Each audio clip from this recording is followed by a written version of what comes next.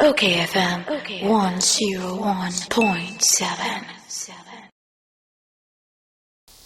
General, Mimwakwa. Tikasi mejoso na mkwanya yesu to de chia wa TFO nyina ne omo a omo hwe through social media channels nyina. So nyankopon nhira mo nyina. Ami. Ye ja ba ko wom. Se wo bo ne din a apart from doctor fo no, engineer fo, wo mo ehye wo manim. Enti wo ye engineer Kwabena Agyapong. Enti mo nse no so pa aha. Enti omo kwa na ye twa ING. Edison this was civil engineer. Enti se enka Ghana enka we wa abrochire baabi a enka gota ye stone drains bridge adan a yesie wo mo na esese omhwe so we hydrologists woni say GS nkofo nim say because if it is here no nipa dodo na be home na me sports presentation or radio so TV so na dodo no akfu say me either say me a lawyer and I say me a journalist.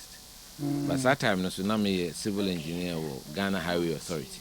Oh, okay. When I started my juma yeah me national service so etinemu a wo ha na highways so those days no and the man who Ghana baby because near mobile maintenance unit and no there who are near to work say ejuso say offenso say suhumo brother bros say who was Kuma Junction brewani ase jase kan brewani ase enkwanta manante kwan ne so nyina na ye bibi e frɛ no engineering studies no ye niema bebre na kyerɛ metwase a kyerɛ sɛ obi wɔ hɔ a ebi a na abra bom no wɔnyɛ adwuma biara da sɛ na papa oska me kasem papa oska papa no e lawyer ni no be judge judges de omo ntanye sikafo na emom kakra o de beto bibia me de me sure say na enti sɛ ne yo enei obo nse wɔ hɔ abo ade be kye wo be so na aponchi bom fichi oh me nyini sɛ sa niema ni bi wɔ hɔ a em sɛ ɛsɛ yehu na yɛka okay sɛ politics a yɛka no yɛka ne twi mu ɛsɛ aman yɔsɛm te sɛ yɛyɛ ɔman nti ɛkwan a yɛbɛfa so a yɛbɛhyehyɛ ɔman no ɛno na ɛsɛ yɛma no ehia na ɛme de sɛ unua by all can be you sue the quote of the day from American President Quincy Adams. A idea very relevant Ghana has to say. If you say American say you 30 years of democratic governance. Memo abeting team. Now Oshe quote na mesa repeat it was you will never know how much it has cost my generation to preserve your freedom. I hope you will make good use of it. Okay. American president graphic mu ne quote of the day no politics page say unua ba no okan page 17 John Quincy Adams 6th US president na sa quotation me say very relevant to we Ghanaians especially after 30 years of democratic governance na say me hwe statistical survey no Omo edi up to 35. And them say they are the majority. Over 50% of the population are under the age of 35. In Tiniema CC 1982, no 81, no crying omo. So, any ebre, any niema Ghana for fair mu ansan and neck can be a memono at intim. Inti ya ye best realm. A Turabia, essay in Timano, ye chrom history no kakra. No mu ekwan Ghana fast so be di enne baby edre na eda nyame ase for small mercies emodin you ase modin enka ase bibia ye okay nanso so baby a yigina no eye better than say na asoja for hwe so a wachina na we ayira wachina na we ewu ya pam we adwane kwa abrochire odwuma ne ase no Ghana night life any night economy nyina egu ye nyina is because of the 1981 revolution by Yes, sorry, anopa. Now, or say, Rollins, or house cleaning exercise. That's right. This is not a cool, it's a house cleaning exercise. Hey! Enti, and some pee akoso. Ntina mareho. Se kasaya nipability omaemu ha. Ena radio so. Enye kasa sebi emu ohwam a efata a edibu man. But say no, yabenya a crop of broadcast journalists here. Say, bia 1 year one in the atom. I'm friends say, in Kabian champion for no. Enye is very angane. Ghana ye titi ye nkola no. Ye titi so ubu penimu. Sebi, uni penimu nya adwuna. Uyire wo ho kire wadwene. Owo anidie mu. Owo kwampa so. Eka no kasade edi kire wadwen na emum se pa se ubedi di atem kasantwie kasa emfata ade a ha adwen wo man mu na mesre se enkola na eba na ne mpanimfo na yedi animu no so yemma yesu ne yeban enye ade a adansidie ema nkola no munya mugidie se yeye bibi papa di asom o man no na omo so manya sebi akwanya bi anase nkranhye bi no mafa sasu bampa ne so ne koba ne say acidic mouth acerbic tongue kasa emfata ne downright edidiatema nansen uti o radio so no ya na ha adwen pa they say crash don't say because of new media obi kra betima hyefie no no aso ne mobile phone Facebook live nyasa na friend ai ensemo enimu adansikuru mu ade a onim no ka to ne yonko so.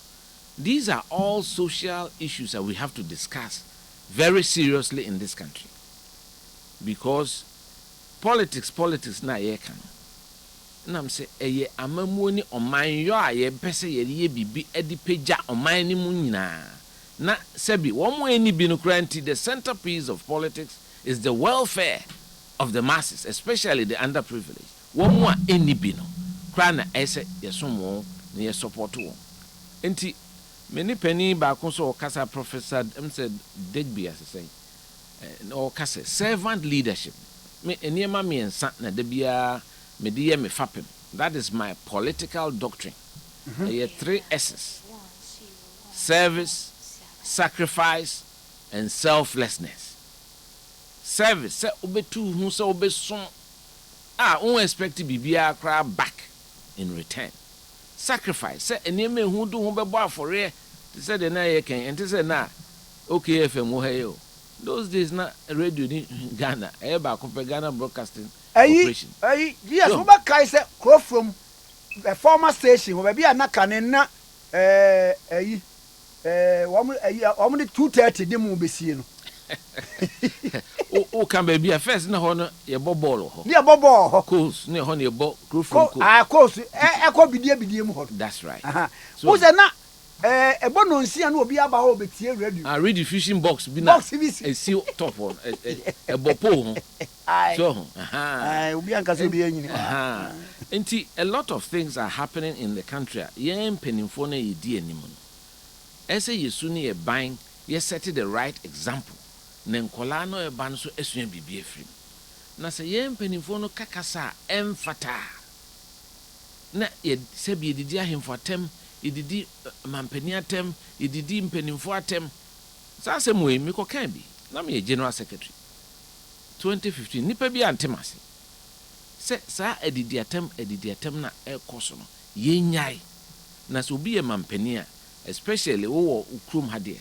Unim se that is the symbol of our nationality. Inti yemfa anidie eni ebuo ema nipa kro.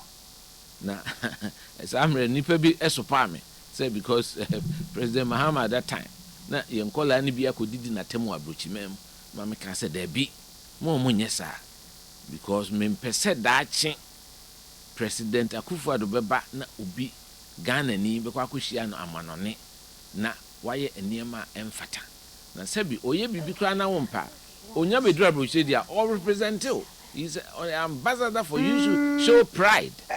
Ye another you president biya call ya ni organize it. no makoshia no metwa social media ne yedi na tam enye se NDC ne beyo se MPP ne beyo enye ade papa so enti saa niema bi a niema ese yesua ne yesesa na yehunu se amamuo na yebu ko yanim no eye oman Ghana ne tineye nti ena yebu saa aman no ne apagya Ghana fo nyina enti as politicians vehicles na ye use no de me kan asasem we na me general secretary so me call NDC for Congress Okumasi said for the foreseeable future say yehwe animu de two major political parties na Ghana ye kasa ye niema bebre a ye no ehia se ye di anidie be ma ye ho ye di kasapa empensemu papa a emu hwam ye di ebuo and submit ourselves to what we used to call our Ghanaian cultural values. And to say you drew a point in life, me feel say it is time for Ghanaians to recalibrate, to reset our social values, our cultural values, those cherished values na ne wona ene. Because ayira. Nti ama pania kan samwa wona ne nya adwen ye wo se de sika sanetie ye ni dipanimu na tem so this anya sade no na akọ amanyo semu na akọ amamu mu a ede trouble ama oman no because edo no a ewo ese ede ma oman no can the words in our national anthem na say utie traditional mu na tie the meaning of those words okayfm na say that sense of nationalism ni patriotism no obaka say ene ayra say interview Ghana for na ote nsem mo kana ya na e mareho nti I think say it is time for us as a country to launch a major crusade to let Ghanaians know that this country is worth dying for. It's a great country. Na you bet me I disagree, but we have a charge to keep. So we have a duty of care for this country as political leaders. Now the only way you can do so would the subampa. You lead by example. Uniye ukasa to say the penny ne kasofu penny bi kan. Sa servant leadership. Na enkoba ne say the biaye behye enkrofo so. Sa suban no yade a abaye politics ma ene utie political discourse and na musu media no so mo kan ho. Say kra the mo media for no kra bi no so timi tena almost station.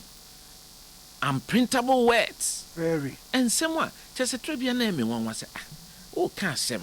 E bi asem na o kan kra ede abawo. No de attempt. I did not dey say no. And anu ya iwumi ankasa me bra KKD. And he was explaining a point. Na point in a thousand pa fedi yemti am e mo ankwasiafo. Oh. A hard drink mesre. Say especially in Chima na eba no. Ma enya won say. Uye obia him say my penny otwem go say kids with or can they say cry or say babies with sharp teeth. Yeah, very important say enyini wo hoi obia benyini. Uye akola uye exuberant. Nti ya na yo say mpanimfo no na haman no. Nanso so Sebi, we a food contractor. Now only head of school, headmaster be ekoye kanana. Na invoice. Also they cost supply aduane. Now or sign now so assign na beza assign na matron sign. Na mo de call buffer stock so no mo so assign. Na mo anfa aduane na nko na mo chase kanidia. Mo so mo bomai. You understand? Yes, I'm not holding. Okay ba ku bi na say wo koto emu Sanu zo mo hye konku om de bata na hye. Ma me na ote ho no. Wadwen yo se cap ba ko na wo to. Wo de waboto. Nye corruption bi e. No. Na mentina me ka say as Ghanaians our understanding of how to care for each other and say e be dwen ye ho no. That's why me ka say we have a duty of care. Say what traffic im kra utimi ho yesuban. Se di pa no so bi odru ba bi obegina ma ne nua ba ko akọ na ba ko so akọ na ayefefefe no se wu ujina mabako na waka ho obi atwam say ya obi anyina ho chance also that the force ewrem enso ukọ amanone baby o ha traffic light ni ho but obi a want ase say me ko bako na me nua bako na obi so akọ UK hwa kwan debi wa obedu baby no isa wo chia wo ho na wo nua no besene because side say no so ya allow ma parking e wo ho why na kakra na ade akọ enti na ayi general since when and a sad ye share say my friend moral decadence. That's right. A share say Asia awia yen me pese will go there and blame any particular but him say revolution ne buy no the way it trust him sorry sorry won penny for so we no go sit down bed and cheaters every day there be that kolanke toa okay oh ebia intention may have been okay but the way it was implemented na baby wetimi pumping for nyina edru baby kwa say obi a wedi 40 cry any obi every na say nyi enim say baby 40 mu say o so ye twam cry 20 years abesa ato so enti it's got to a point we've got to reset. Me can say for all of us as Ghanaians to know, I'm saying we be the Kumasi Traditional Council and Oirepa resolve impasse. So ni na ejina sa kasana eto de bia na ya kana asay asempa bi kra na wo kan e kwan a obefa so a obeka no eno ehu hia kese na emum is also very important say yen ka Ghana for kasabo so enhye wo mo yem and political leaders who recognize the fact say they are there to serve the Ghanaian inti yema amanfo kwan no msuso omunchire omu adwene sebi omuni nipa nya adwene kweso wotim chire omadwene in freedom ne enkoba ne sebi esuro ni ehu bi ebehye yema ade a eno so ha adwene wohwe media no sisi digeze eturo bi a TV stations na adosun me akra mbusa ho se hwanum na regulatory side a media commissioner na say National Communication Authority sometimes content ni bi ebikra nopa be 9 o'clock 10 aye nyina wa adwuma na okohwet X-rated films eniema ekoso a enkola bi ho a hadwen enei program ubeba awia gede aware semo a sebi empemu agu asem near the radio so discuss you're very wrong. Oh so we na anajo bi at 10:30 enkola da so enupo de empenifo na ombepese ombetie sade na fine nanso so we have a lot of reorientation I say no twi kan ya na simitabe em so beboa tie no te sen entity no akofom ewo Ghana ha sabi even your dressing keke ene enkola pia bonten a uhia na umete because unse first year so upia chale what e man fam sia bonten atare bi ho a say singlet a ye man fa pie uge ene wo hye na ofie enso na obetimi ehu nipa ejina kwan ho ofroka na singlet ne hye eno nche se bi oni bio enu nche se bi oni with my t-shirt keke decent mi nuanom taxi drivers ene mi nuanom trotro drivers say ese etimi no mu din kita ho ne esre wo mu ne e chechre wo ne bi so because mu na mo fa yen dodo inti personal hygiene any neatness sorry what pensio kakra de go ho adware ansana obetra say we meet so ni nyina we have to cultivate this ayi ananu me bisa asem bi say drivers ya wo mu de na ekokumase eba nkran koke post eba ekobota region baby a no obi most of them now why and they are person osua driving oh we say want me anko school ti man anko osua driving no meka and what the lawyers doctors businessmen nurses teacher for what the nyina ye ko e the orientation e dey ma wo e very entina niema bi wo ha e social staff bia yentimi we can put a finger on it and yentimi enhu se bia enye titru enso ye titru pa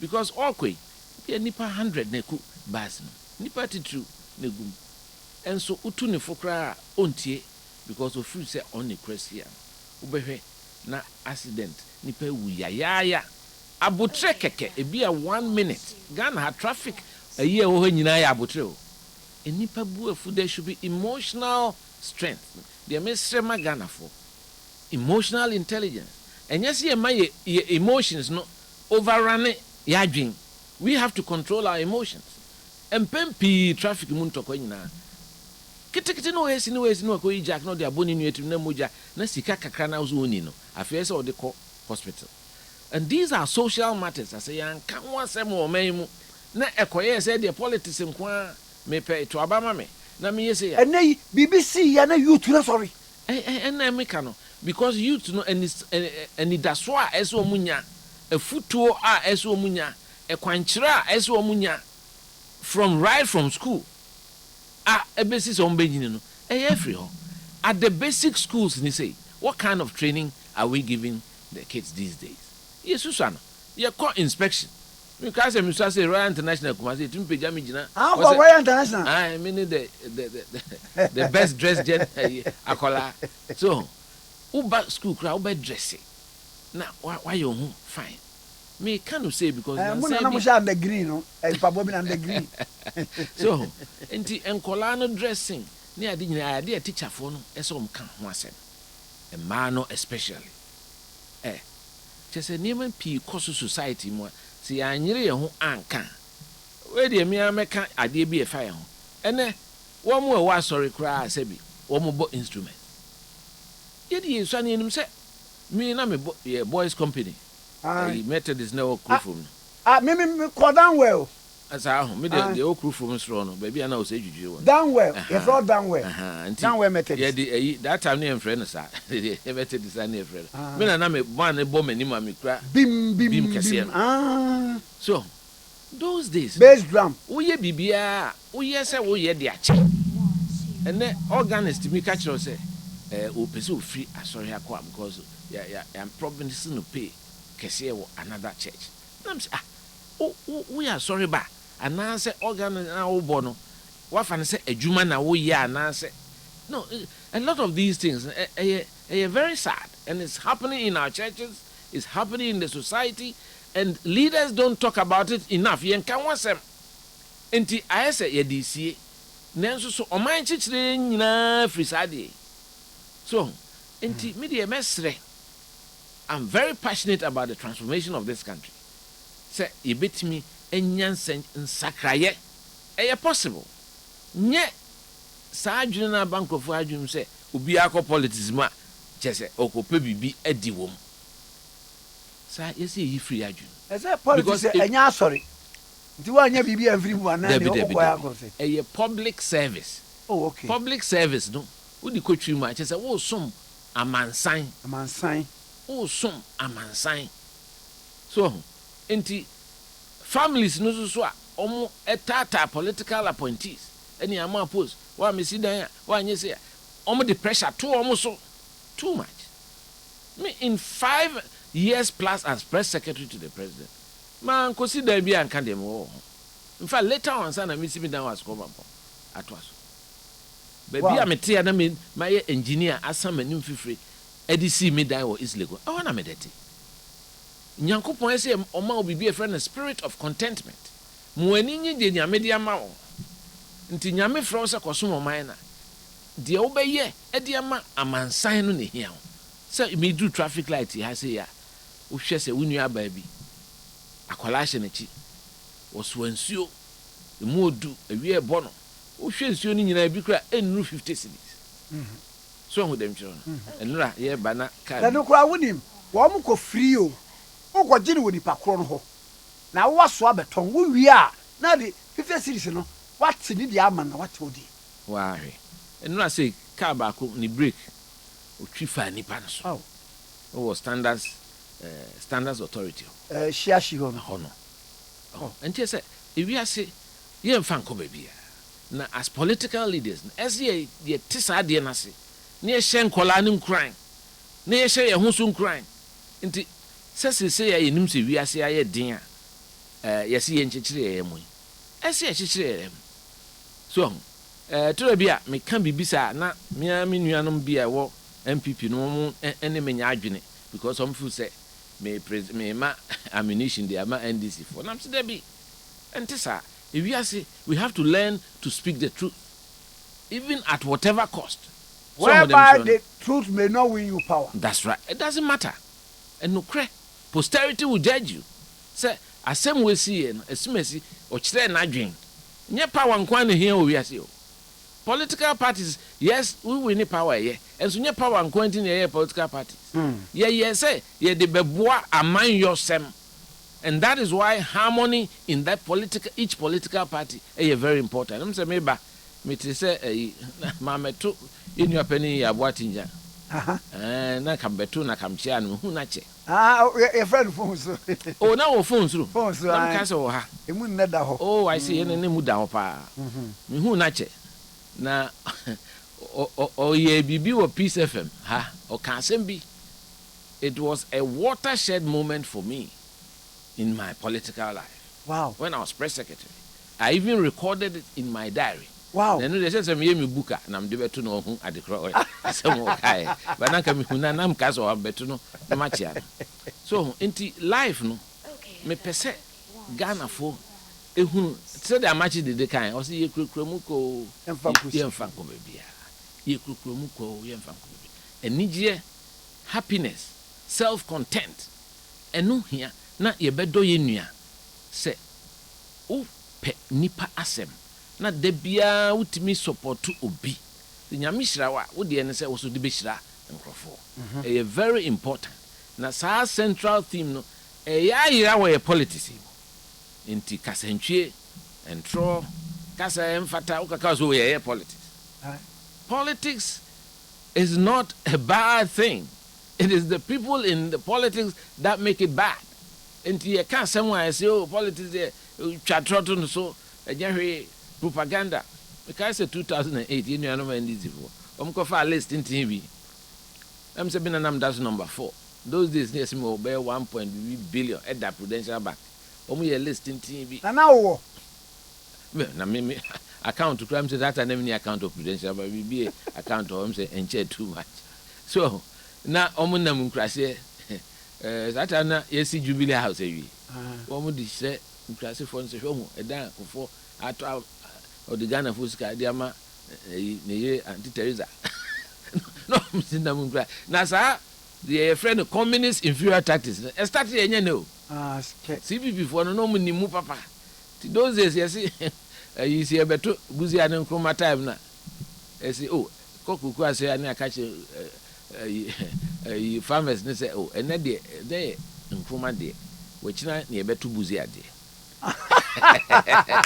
it no and ye to nkroma de nti wo ye buzi bia twen wachina na obeto buzi ade na ma no obewe ne yakan aba na wie na wakarem wantimi ato so enti propaganda ne sa tricks nyina ewo ho na mum the supreme interest has to be the sanctity, the cohesiveness of Oman Ghana.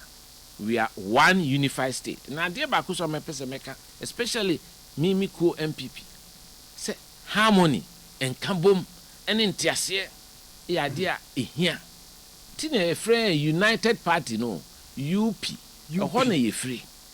And a united, a Ghana, Usha ye fapim, Ukosim, BK Adama, SD Dombo, Jato Kaleo, Abayi Fakabo, Mumini Dimbie, Moro Salifu, Adama Mandi, COP, Roland Alassan, Tolona Yakubu Tali.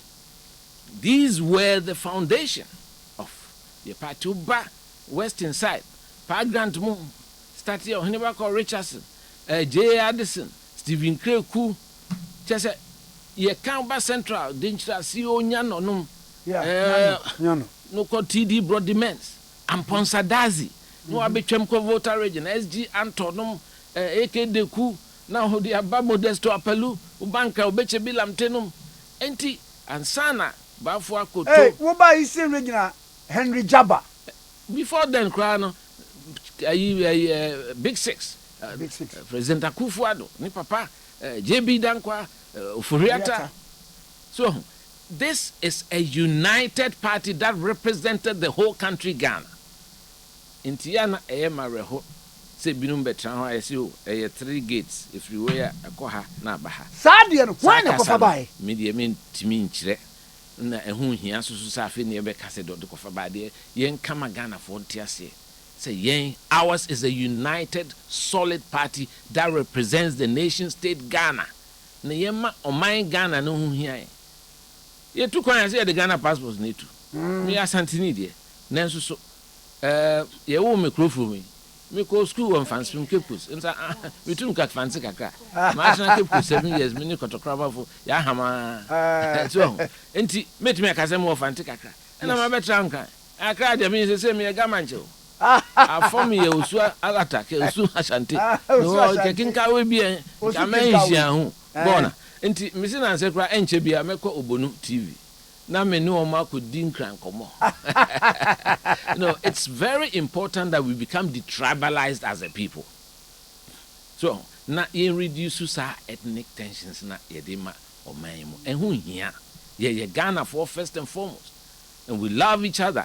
So inti yenye na. Ana obi bisa se mo party mo kan dankwa buzi adomba. Wo ye nkanani o ye mfantini a wo hefa. Odi bisa. See, I can't say the end. I can't say these were leaders and my inspiration. Play special roles, but it doesn't mean that they are the party. The party is a united party. It's a national party. In fact, originally it didn't a national patriotic party. BJ Daruch and Sisano. So no, the powerful so no, I think it's even on the day no, new.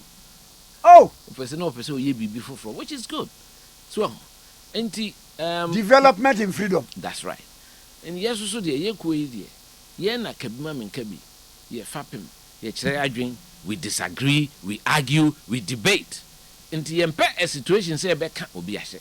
Inti emre no so say ye beto aba. Ye nyai party for no. Na wa wo pese ye di to me ma no.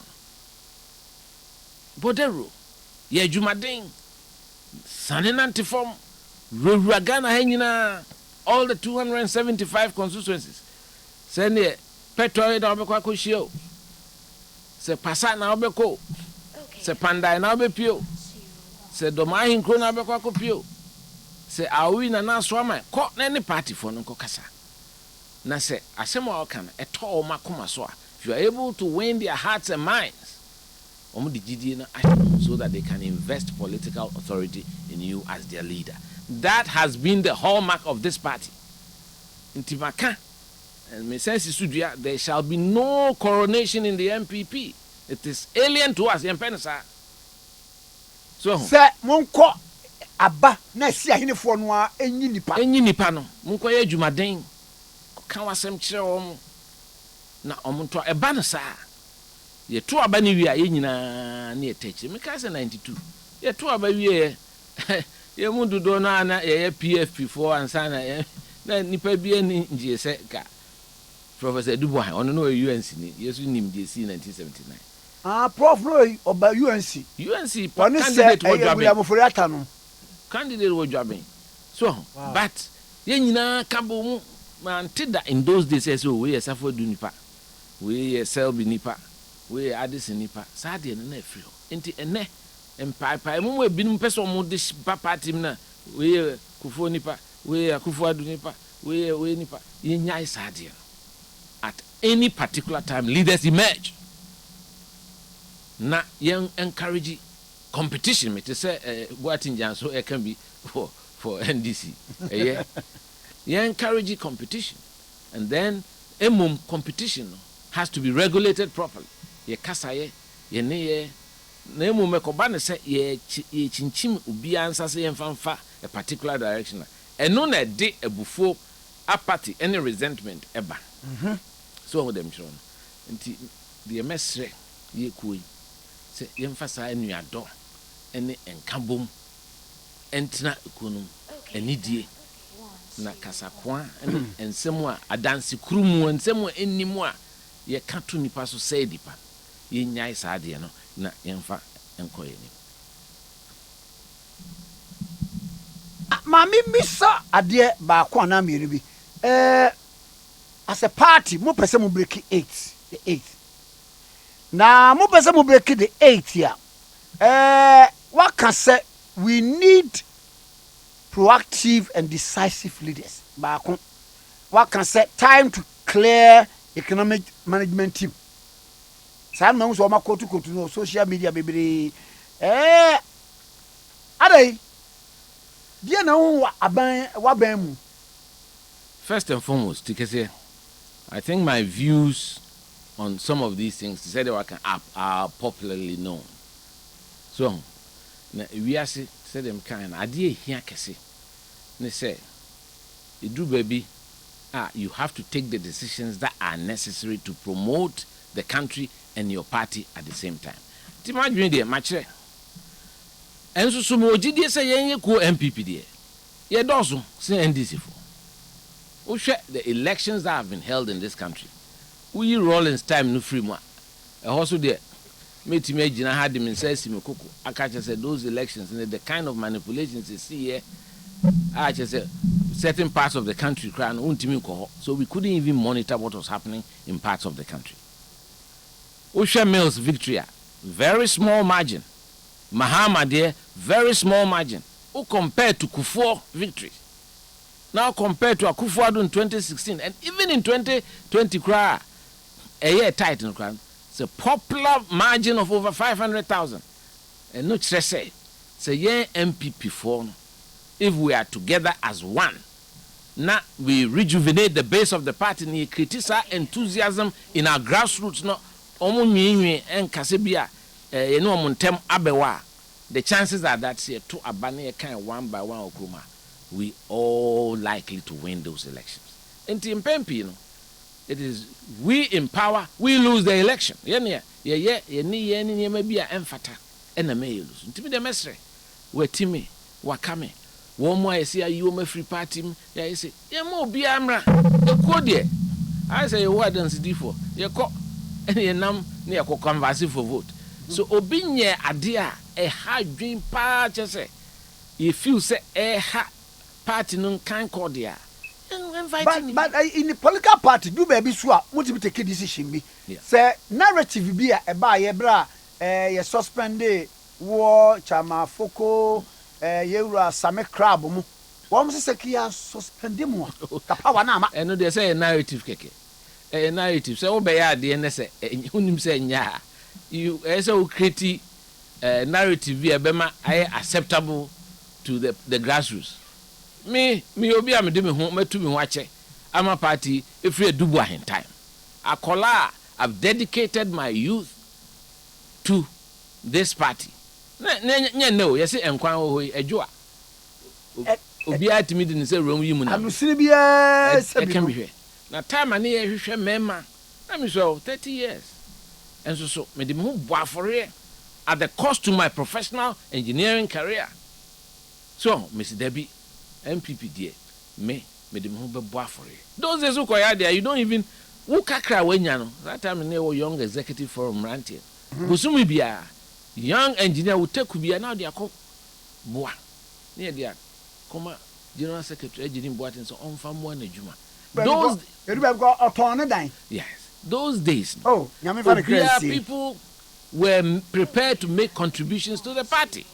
Sana party here. To watch it. So, you dear who bought for a year a juma. Nanso, a could do baby, Nancy Nipa at the end somewhere and for times I'm back with my sister station. I will be average issue be about here. Musa say, Askala, was he the one of the children at Royal International School? The woman used to bath them. Obi Obeka Kalabi, I just only me from me that Kalahari Desert, my nickname. Kalahari Desert. Oh yeah. Aye. Inti, asema na wakana. Inti narrative no there. Yeah, the beer, and I don't want to go back to it. Yes, a beer. Yeah. Because a bit more how which them pay. Oh, yes, why better? I'm not. Me you be a me better. Can you say Yankopon Isham Abedu baby a medri? Because you name him. Say me sakra na asem kese to o maemu papa no ka ho nenso so me de manyame ma to akoso ye ye free adwin saa so na de see 2015 me de manima koma mfita wo mo ye saa no so nim dodo no atimi ba machi e be pam chew se de maka o hada panimu baako awadi minister kese ono a frɛ me Kwabena campaign time ya call Dr. Makutufo yi aye who me na me the president echi a that time I started campaign okay say oh frɛ me ka je Kwabena wanyɛ hwe na nso de ko bae no me ya suspend the chairman yesi yanfo anka ho e be ka say party no we asantini wo Ibrahim yesi Ibrahim achoka ena action akobo ka na hwe se party fo abo na na so se wo pe bibia enika na me start talk as ye ne wo koka so a na eno again media for no na ma twist o me kire mu no oh ni aka say me si me to me use me BMW na Ibrahim use moto enso yes sa na me gina na me kan no sa na me kire no ba no use moto of course na no correct na me kire say Ibrahim na omo kan no the way I cannot say there sebi o obi a enye say oye madam for na asese minim no na politics kra nyamai okay na be o wan so say enam obi so na minim no nipa ne friend David Amankwa David Water so otiemia menini nyina because ye koje office wo kanda Adabraka 54 Jones Nelson Road time I'm free highways no kind of politics ya just say you look ya ntimi anwe ni election no na afi meti highways na I say wo de ya ban adwuma say wa hwe a papa yam koye campaign ti and Rollins we nya be the president nti wa hwe o progression na be obi ampam me de but I took a decision with a colleague of mine say and set up consulting for a friend Constro Consult and e koje office no ehia sasa de mi sa kirem bi ko bi ante ye office no eso won kan ye renovation is engineers the consulting here baby kitu na ye kwhye boys quarters so and ye did aka na mai David Amankwa na ne papa ohene David Walter companies what construction firm on a begisro no na kofa Ibrahim Frabrochiri bai okay yes David Amankwa no yes otiase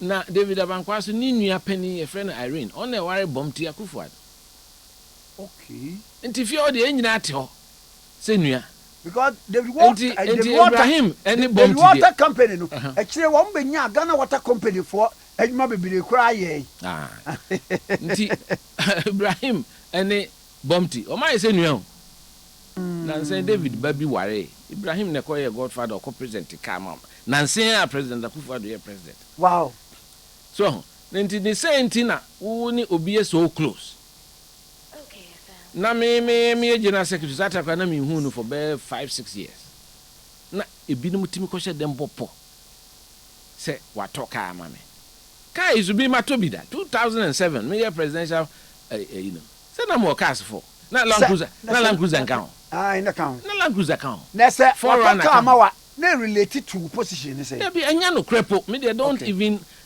go there se otiase be am talk no so but it's all part of say adie da na omo beye na omo nim say party for no pe masem kodru ba bi untimi ntua ka papa nkwam so de chewa so ye oden me see me lawyer ayi we dey me uncle Samukuje to Chambers letter na ho na free buy say balance bi aka mu ma SMB tua enti me hwe din na papa ne kai ya obeto ya eno ya apom wa free party mu enti wono na on hame ti me wo ha me nya kakra na me de akoso so mama can say because Ghana han ye penipan say ye na yanka se me ye kwa yamano yi as part of the package yamano scholarship so ko suya de Orubuchi enya no kre me ye ko suya de Orubuchi 2012 na Mahama nye president Mills na ye president at the time and all kono so no me first 2 years me ma holding because Institute of Journalism or a lecture or no almost ni sika afi no mo twen IGF and they get fund near the namsi there be when ya opportunity me dem a politician wo de wo kosua de na me kohwe ase okwema wati me ahwe nkola na mame first 2 years I had to pay the tuition everything from my own savings kaka and sana institution no later on on be refund their mind. And no crime to be a kemua up to now, ama. But if we as your Koba dear be head of Department of Media and Communication Research, Dr. Kwabena Agyapong. So Tidina. Yeah. Yeah. So, and so are there any no crack? Yetimia Kamagana phobia, especially Abruchimemu, dear, say, oh, no, we are free. They say, near Frewasi, and 7 of the Bassa. Then so.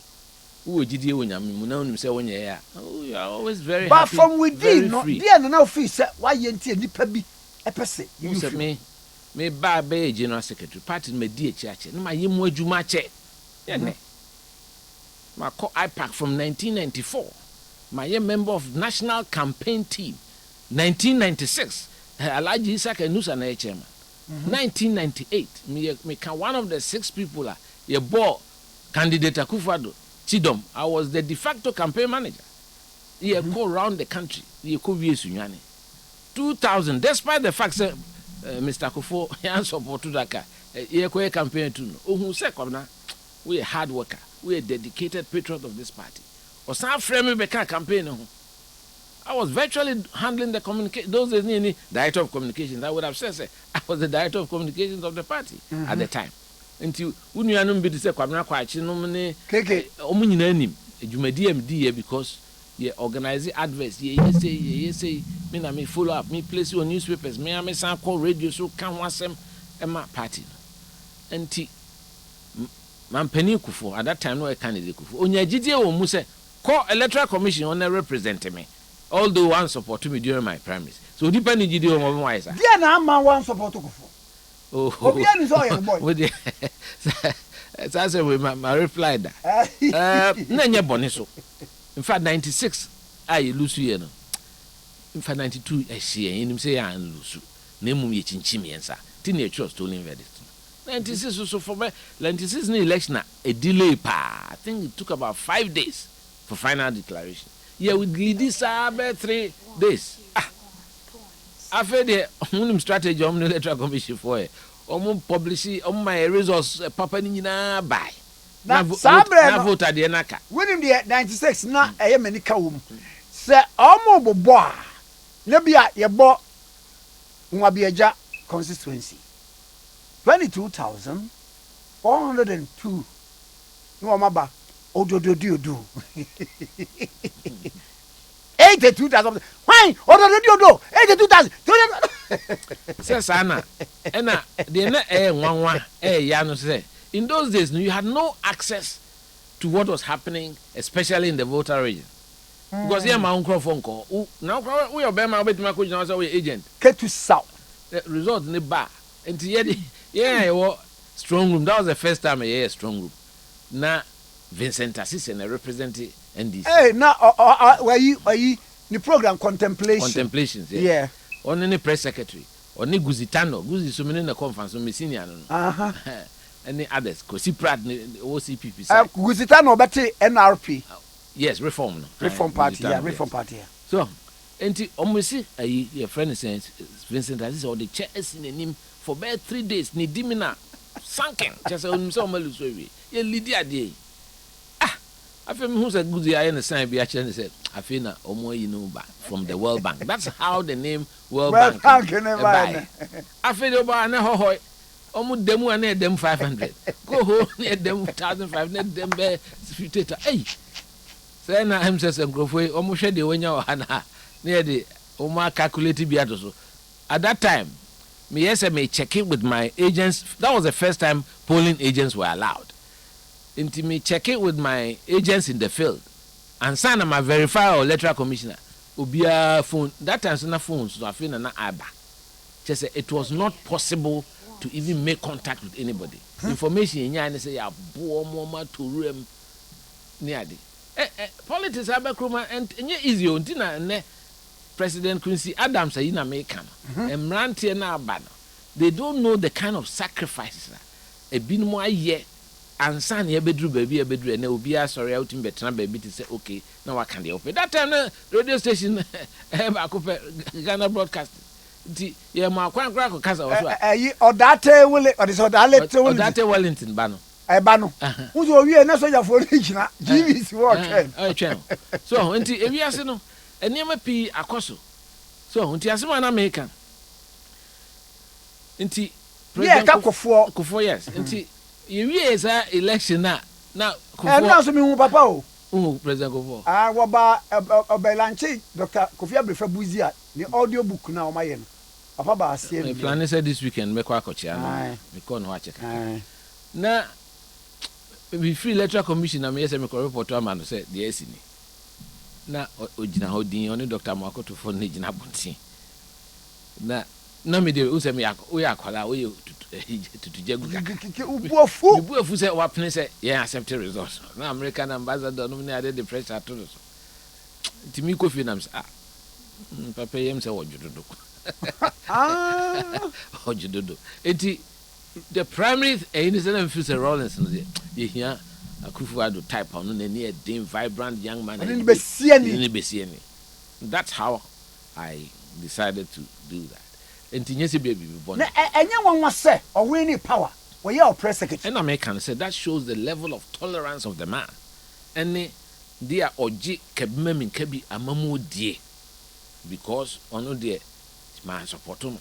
And so say bibi papa wa branti mu wa suma dubu ahin time obi edwane otimi gina television so e kasama party against an incumbent military leader enti osidabi kwabra on say on insano wa kakra wa ni say wa say me man ko be bia betra me nchen o kase he ya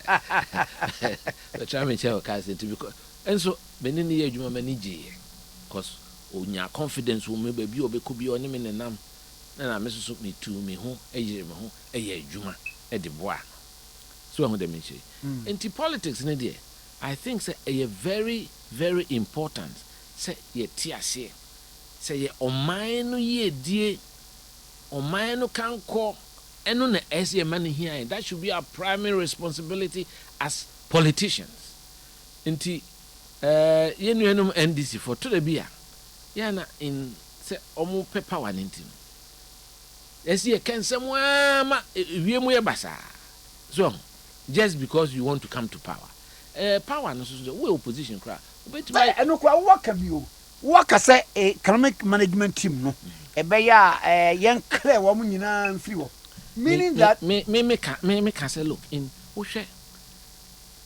follow economics around the world okay now especially this year the level of depreciation which is very tragic I just say and so it doesn't allow you to be able to plan properly. Especially within the economic environment. And also, many people be kasa in the business sector and finance. You will be a untimin faunsa and so. The friend said these are intangibles. Unso omo survey business interview, business confidence. Confidence, yeah. So, if the confidence drains from the system, it's not. No one is investing. Now, man, for this investment, can I say? Not long ago, 40% of our securities, government securities, were owned by foreign investors. 40%. They say it's come down to about 11 or 12 at the last time I checked, because obia omo lose confidence when they say you drain. Into credit agencies and started say a downgrade do pay. They say a downgrade do crime affected banks nibi. A drew baby, there has to be what we call an intervention.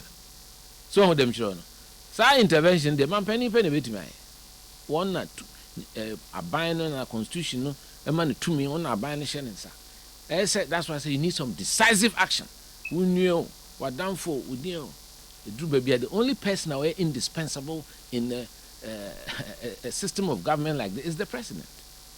Until everybody is dispensable. Okay, Oliver North, would you submit for the dismissal of the finance minister? Professor another headline view. They say my views on that matter. I've spoken about it. It's been reported. Okay. I'm not going to talk about that anymore. It's got more than 2 years. I mean, he knows what to do. It is a new. Let's sacrifice now. It's sacrifice now. Me more dindi. So why now can they aka? So to me to for me. So because nipedi be, sometimes I don't understand. So we are say even say bibi wo ho na nya, ese yetimi ka. Okay. You've got to do it. Now say NDC for no yes ah. Esi ye no mutimi sua. So ka say MPP ntino yenka. Ade bi wo ho na hayen. Me hwe me petrol tank. Na nse na me feel na 800 Milan Cruiser na o se obi die bo no. Hi. E dey ho ma maintaining no science. Oh wow. Very Acho. Very strong car. Somewhere. Me dey use. Okay. So na nse me ko Kumasi na me ko failure. 1,620. These are the hard facts. Eno de enye propaganda na enye hwio. But a Russia-Ukraine war no. Eno ye major contributory factor. Obi anka say ntisa. Na nse me ko America. Me ba. Trousers e shemi first na me ton be $40. Because so mo say $125. And am jemu na me dada na de shemi. Manto. So, the world has become a very difficult place. Obi obeka se onim se eno ka ho na yedru ba bi edru. Na che se ono amu ono man. Nemum yesusu no so no ese ye hwe ye ne ye bi as a government. And I have only one example to make. And the Messaka. Because I think that these are things we can control. So, because a near man yenesa wo pese Ghana for tower chia. You near man kiti be away, a bemomania confidence in none, a chiri, a yam como. Nanko ban say, and penifono the omun to na a chifono, and chiriaco. Tinan say me who said new gleaming V8 more. I had togu system numa. I know, me rehoy. But said the be another home a rickety and ye rickety. Me aden, me no moon a call campaign, meaning cars and no more use. Me car no me use, and I know your dad crassy or day. It is a word 2019 V8, now what 2020 V8, and now 2017, 2016 V8. Me V8, man penny me a smart bread me. Minko dinner. A V8 or no use here for 2016 election. Strong. And also I'm didn't call around in na. Me and me did na de command. So enti we I necessary na ko feel kakra. Oh David. Me makacho say we ase no. Nye ma afefe de no na hia me. Me ko me koso. Me sum party no Nyankopon hira ya ensakan. Na me sum ase enfa ka no ko back. Na wo ko awankan jo se Kwabena na ka wasa de aba nam nim se nka wo be yusu kakra o. Say my fan go see onu ansem. Omo e de osma mo. Okay. Na dem home say. Omo fan go. So, enti enema bi o ha we are it sends a signal bi. Na ma nkrofo feel say debre. Yes say as leaders we should lead by example. Austerity bruni austerity and twi kan tikese ona. Dachi There be austerity measure. There's a ba. Now who live within your means. Your means. Oh, let's say you call IMF. You see, Sika say that's not a very good time to procure new vehicles. So, I know the mechanics are now. I mean, you just have been how I know on there, but no crane as na Ghana for your confidence. We you say, look. Jenny Menina and Koswa, ye as party members, no, I see it to me criticizing. So, and until we have strong general secretary and strong chairman. And the Asama now what kind of basis was because we were building a party. That was the first time we made sure that all the party 275 constituencies, the minimum accounts. And yet, now current crop of leaders are more quiet. Mammy, we the America. So, to strengthen the party at the base, because political party activity, no form, especially in the constituencies. And a Ghana has, the policy, the church, Mr. Kofone, was say it will be a friend handling charges. And it is all this guy S1 say, Manko, the more hands a feminine now will be a handling charges. Not one hand uncle do for me. Mamenka, I think Nana Chame, Conan which as Santia Chame. Asabri, Nana Sabri. And now President Kufu Bedi power. And Kufu become born at Niqua Duche. And say, why did you almost say? President Kufu Mumu push. And I go for now, woman, not President Kufu and our friends, Omra. Our friends, Omra, would do, and was it? Kofi. na me ya me do afuo mu kura na wa frem se me mre we wo se nkofo yi atiti we ese wo wa promise we so won fa se mra we mfa se mra na wo be mu wo mpus wo se anti we ntia na frem wo se ai na ya sam wo se we ira fi sa afna wo sa ye na no anam didi ho ade pa bibi ma wo we na ono aso de ka se adwuma edidi ho endidi mu ai edidi ho endidi mu enti na adwuma de wo ya ubenya ho mfaso so we have to be very measured in everything that we do, in everything we do as political leaders. Enti me kano sa ma ebinom feel say bia me kano with malicious intent. Me a futu obi efiri makoma bia me de be mama mpeni say because minim ne bra wa bre over 40 years. Enti ha me say we are in this economic decline. So ana oblemu no and I make say, oh, I'm said there be a media for the mo pay headlines serious with Kwabena Agyapong blames we. And now I just say more traps on Kwana about mo studio am setting. To get say nya no ne hia. So the hia no say. So ye MPP ni ma party said dey me. Na ye nyina aboade ye nsa. Ahyehye ade asi ho anya wo na obedwiri na gufo. Ti me I'm all for supporting and focusing on governance to make sure say ye betimi aye bibia ma Ghana fo ani aso na edu 2024 omama a third consecutive victory ebinsi during this me I'm not me pes sloganeering nti wonte de wo kan no say me repeat bi because adwumaden ne hia adwumaden ani gidie a Ghana fo benya weyemu so nti yesu ni ban ye kasa ye besre se omampani pagya no do si baabi a ese wo kasa no emu ye hwam se bi nipa no bo anim kra na niema especially grassroots no obi o ha ofese ofre kra na ochia wo anase ne ho achi no kakra bi asem de bi a obeka kire me ye press secretary to president so ubusa that time councillor you book tintinti oba me office et say de me ye a surgery no a clinic se wo abotre nkwansa obetwen me a me yiye president Kufu adwuma wie by 3 o'clock between 3 and sometimes 10 na me dash office because be any penny frequent ampo na aba opese obi hu president so intimi ma shani nyina ankoto president so yen as the political operatives no SAT to bu ha betimi aboa no bu ha kasa bi na obeka ama ne ho ato no so that the grassroots of the party no they don't feel detached. I told them, cry it, me should organize it. Penny that time, oh, did you not quite did it? I know be a man for one Ghana for force of Pencomopa. And one way I now call the Coma, I am necessary cow. And to her no arrange party, Penny Fubi.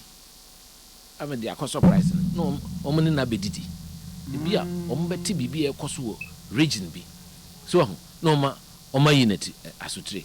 Very important to keep leaders of the country in touch with the ground. And ono say na panimu bu oyendi a friend chief driver.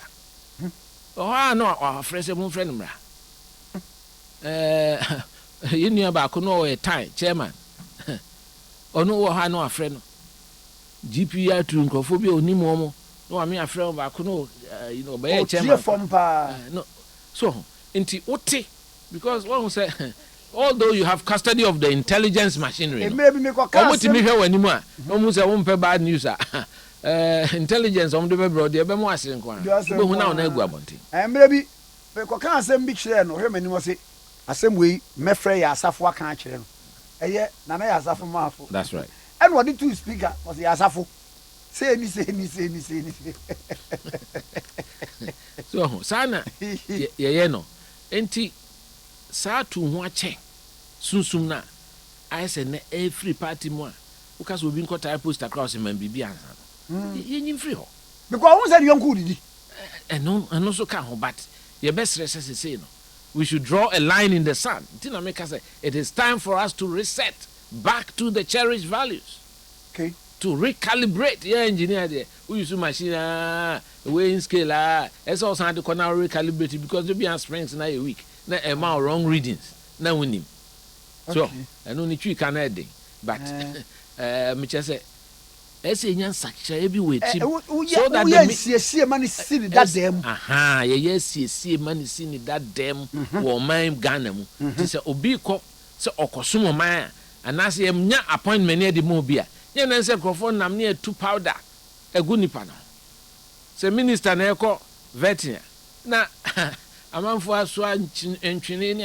all these things too celebratory adwuma na ye di ma no na adwuma den as a man focus on the right things to do to be able to turn things around here not just to celebrate Ghana for celebration dodo na say I appointed deputies ni directors who share MPP platforms ni twitwa microphone picture congratulations na ye na sa adwuma eda ye ni so say we lose sight of it and ye fa anu wie first part ni enkomra afei enkomo bia ensu nya pa crop of leaders amakoyi and deputies no me ade no it will say breaking the heat me gidi say party no e won mra e won nhihye a down and nhihye no so me gidi say emu pipa of course no document is a perfect document nanso de e wo sese no eye omun emfa pepeye enhwe no mun follow CDS no say ye na sa the bema party for no bia giatum say there be eno kremu ye di akire fefefe leader de ye nya to abama wa hwe nua ni intim bra of bre ansana obedi chairman ye nya to abama general secretary samre bi okra no cause or talk cause my constituencies no in those days all the we di party achi vice chairman until the opportunity has come for him to do what is right by the party. Na de here MPP ade ya wom ne se adadafo na ebre ye no se wonye free open na wanye chairman bi onye secretary obaka se refill and no ya ade na me pese me ye hu bibi time me general secretary so emre no me nyamre entimi anye. I started by strengthening the constituencies, making sure say sike ko ha enkofo obi ansem e straight to the constituency na mo obi anya account. Say nipa na bi wa sa de nde mebo waba so me wo ho ena na wo send sika we nkwa ha ma chama bi kura ka kire wo say this time de one person obi abetwintwa wo ne ntam na because na otiko jaba kura so wo na nipa ni bi if you say I say me twa wo moja nam se da bi sika de ho ahodwan nti de enim se ekoye adwuma no menko na region for so the answer me de brem no me de bebrem na mo de aye supervision because elections are not conducted in regions yeah election e wo constituency and who here say tem bia no constituency no general secretary no will have direct access so to the constituency na or you so no region for no I say mo na ye monitoring and make sure say eniema o de akose enye no mo ya na e bi no antimase nti em so mo koye yi bia ya koye say a trade union of and says council na ye wa usiko oh enu ye different enu ye 2016 time na me wo enu ye 2016 me wo suspension na me say men ntimi nye bibi emwa party no de say me mobilize ska na me de ko boa especially omo eni bie no to a lot of the distressed constituencies upper east upper west northern Saturday bombako bronze so brownfo ne bombako Ashanti and a few others but ne dos me yi makumem just to let them know say all those ya twema sign me de me gidi say me party ni me some party me pe party no so asem nti kwa sa time na wo ye sa de no me de na me dwa ade na wo dwa yes suspendo bi de say ko no de and I'm say ade a ye de yensa aboa ne mpanimfo ahyehye nye wo na obedwirego the time bia no sa spirit na o me nwiri ngu but me think about spirit na ye de say mu ye sua no a ye ni bie kra no na ye de kakra bosumi bia de kotofuto me de koma agye ni mboaten so mfa moa na dwuma no sa spirit na aka me wa besi ne sa asem we mi koka na ebie ayima no akosi bone say me I think say I'm perhaps the only general secretary the party did not even spend one pesewa on me because yeah buy no let's get futu no Enti party office renovation se call ho tile na me sisa tiles no kwa na ebisi me de aduro chef from ho ne ade any curtains ni ade nyina me am de me sika me say aha na me ye adwuma ese me make a contribution. Lest I forget one kasa wa bofra ba ko no owo Kumase Zongo Odenke o se o chia me jene so pa Odenke so me am ye just to make sure say na party headquarters no painter me personal painter bi o painting me fie me man ye adwuma ye tupe painting the whole party headquarters with my own resources man ko bu so obi abibi so even the first month no let's get you on say me treasurer abankwa me ko use free ecobank me am personal man say inventory workers ka so enti me obi a me pe party no dada so na ekoba ne say time a SMS so no afedi aye primaries kakra enyes kakra time ka me so ka party di me no fuma de ma me a na ye wo matikoi ebesi ne yamfa hwe amame me e bia nko busai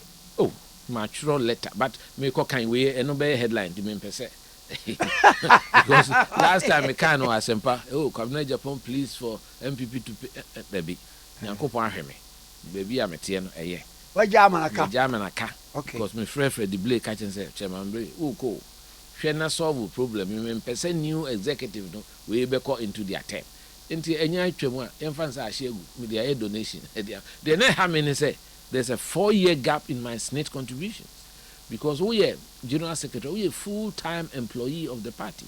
Okay. They should pay your SNIT contributions and your taxes. Miss me citizen, I want to be a responsible citizen. And it is my taxes are. And there's over to try my party say SNIT contribution. Na they can be what me can cry sana new executive be.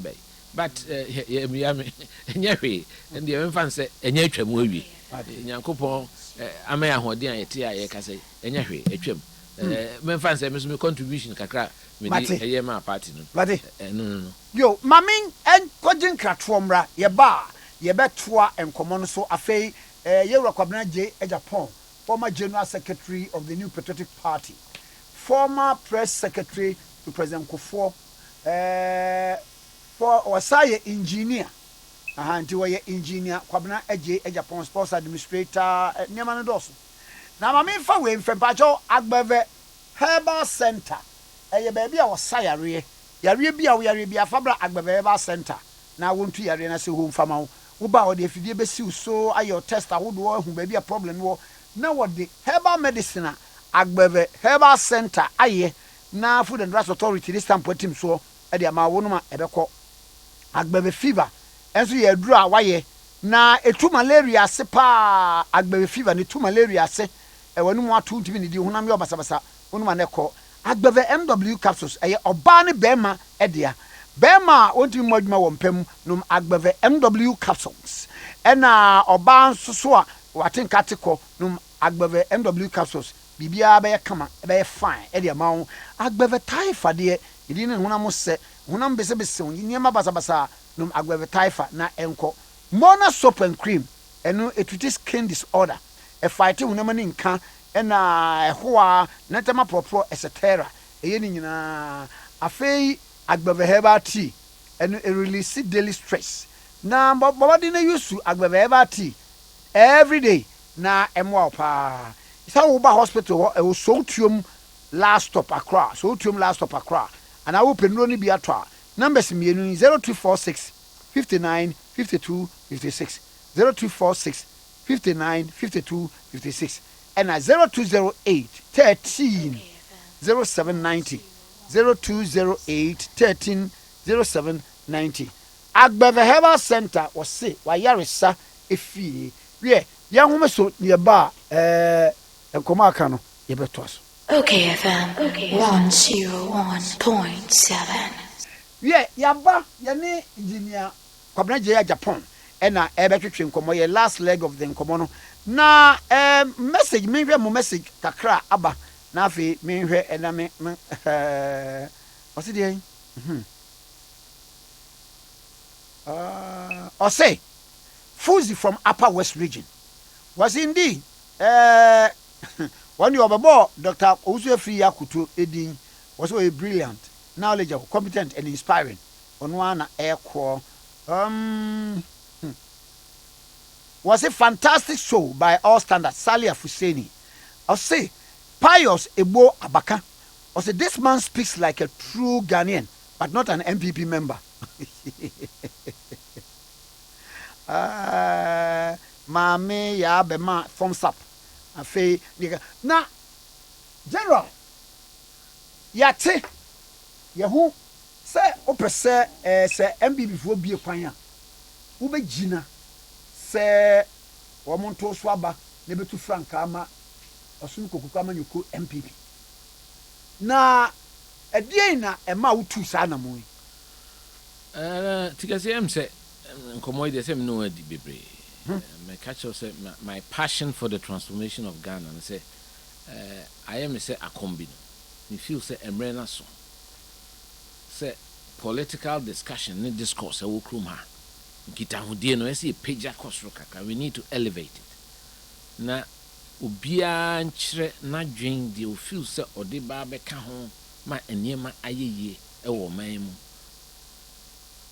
207 na me abranti na me can 17 aspirants enti sesia se bi me ka se mama twio kura nyini die se me ka se me ya enya de a eye wanwa enye news so enti me so me pese me di anidie ema party no hyehyɛ a omo ye nyina nti nye media for kura na ja we ya na twetwe a kana me pese me twen na party for no ye meeting we na party cast say ye yi poma kwem utimi kofa former na nkafe na maka nti yes it is true no cre say emre no so nyame ya adom na beto en a may one of the candidates for the presidential primary na edie ben na esiwo ni so de wadi ka we nwie na die na esiwo ni so pa. Now, why should Kwabena Agyapong be? That's right. My views on the governance na Enyan. One, I think say here decisiveness, and here must say be impose order and discipline in this country. Very important. Ghana yo omrani bibia wo ho, and economic policies from 1983, ERP1, ERP2, Palms card near there. It's quite clear. Amscad, I was one of the focus persons. No, within the district, this assembly. Your friend, no program of action to mitigate the social cost of adjustment. Are they? And your man does.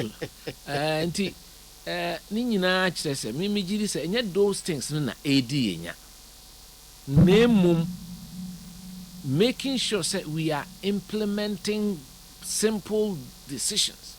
Na yebenya obroni beka say a proper sanctions regime. Che say we bibi na nya yebetwe waso. Na serve as deterrent. Ekoba na sen na wo de hwe auditor general's report. Ebi wo ho a etimi che 3 years 4 years kran sana ba. Ebeba no susu no hwe sika kese a yenhu ba bia afa. Yenye ho hwe susu. Nti ekoba na saa na amanfo enyankanya bi se ombetimi aye de ompe bia omun pay penalty bia. See, those are things that I'm very passionate about. So, and even governance na nkasana as leaders. Shisika yesi ekobo busia sese. I'm saying no 1 billion. So, na shisika Auditor General's report for the last few years. I say yinhu. No, I say you may because internally. So something is wrong. A lot. No, she nonsense and some APA free temahabo. Maka o baby. Say sika ese buy a futu. Me sure say bear 20% be uchemu enuma ba kopen eba amai ho. So and anya be koso we have to change it. Say when you be akwa brochiri. Wakos sam nanim free. Watoniema or the aba obedru habo na because procedures near cumbersome ade no enye clear ntino na ubehwe na ade na asi ho yesizi so a na ya ton amankrofo fufufo ade bi ho ha de ye wa enye wo de no enye se udi ye obi saade we start se ekoso nyene from revolution time ni ade nyina na ekoso still I say by na kiasesa no enti we need to have a drastic departure from the past and you may be wa SSS completely we there within a power to me or ya ho de mu say betimi aye sanse sai so they say nipa na ode ade na ba no say aban no ema no ekwan bi a akwan kire bi a obetimi dia hwe say obetimi ayi ne niam a enkofa problem ema na nsan mitete unse traders ayi shippers no for bi raise issues say ya koye say nkrofo de niam aba kra ye hyeda ema no eche wo na nya demorrage na yesizi na enipa bi ache ye ne saa na Ghana na ye wo no na ye say ye beboa ye man ana se ye be ha enipa nye no nko uye no akiri a bibi e friend checks and balances ade very important in any society entina me say coming kwa enka there should be clear separation of powers. Nti se wo ko parliament a wo ko parliament ejuma. Pape, sa problem we. Say to say the waka port. Enwuni aye bi mu adwuma. Say ade no kane no won na ebi 21 days ya. Ye twen e ma nipa kro no. Say bia wo kro ade ma grace period bi we de wa ko nipa kro na kofa no 21 days no so ya ne nipa bi akofa ade bi ya bia 100,000 no ya twam wo bi 10,000 enye fine enti ye wo society mu ne say yes ade we ya enti eye papa tigeze enye enti and these are things that and who hears can ade asesa eye by administrative direction ubetimi asesa sa na ema nyina some of these things are ya so bi enka hwe ubehwe Kwabena eye engineer or a chief director and I say or ye adwuma ministries na ono awo ne company na wasa awo do contract amane ho and only me cost Ghana but wrong and some of these things as political leaders ni timi an fasika nsim anyi free ho na me say me a director me a minister me a director whatever na me wo company company no day to day run of the administration of the company no me take part na bi aba be a financial engineering bi ye kwaji bosia bi except bi a me wo insurance company metimi manage ginam na say me wo company na obedi animu na wo mu wi a wo mu ate wo mu a percentage no oni be ne wo mu because you be a friend conflict of interest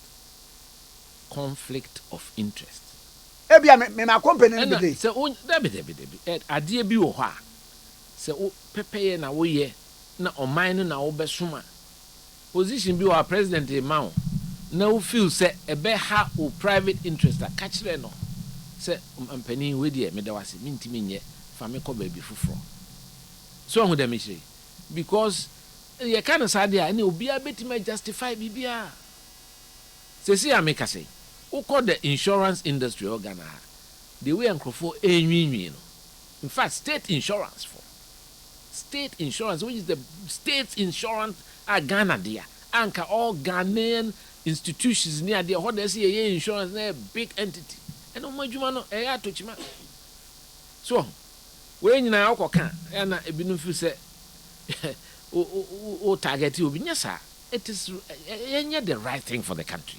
Na general won hwe bibi so say nipa ebi obi ho owa abam ni sika nyina bra na MPP mu wo opposition no wodi ni sika nyina hyem won so wo company because say Mr.